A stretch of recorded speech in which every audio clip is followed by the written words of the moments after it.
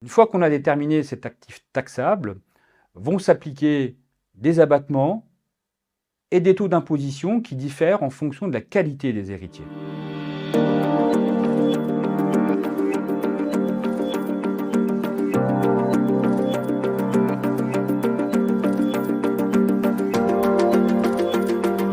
Alors pour calculer les droits de succession, il va falloir déjà déterminer l'actif taxable.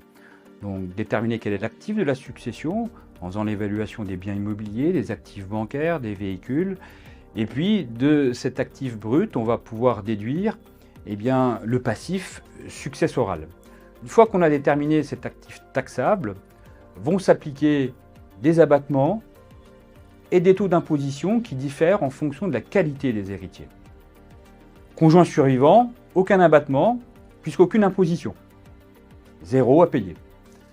Ce qui concerne les enfants, ils vont disposer chacun d'un abattement de 100 000 euros. Et au-dessus de ces 100 000 euros, ils seront fiscalisés approximativement à 20%. C'est un barème qui est progressif. On arrive rapidement à 20%, on dépasse rarement le 20% et on peut aller quand même jusqu'à 45%. La fiscalité concernant les successions au profit de frères et sœurs. Les frères et sœurs vont disposer, quant à eux, d'un abattement approximatif de 15 900 euros. Au-delà de ces 15 900 euros, sur les 24 premiers 1000 euros, ils vont être fiscalisés à 35% et à 45% au-delà. Pour les neveux et nièces qui viennent directement à la succession, eux vont disposer d'un abattement de 7 900 euros et au-delà de cet abattement, ils auront une fiscalité à 55% à payer.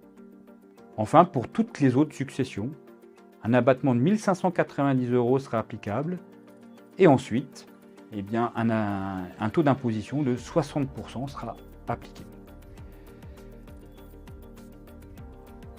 Ces abattements, d'une manière générale,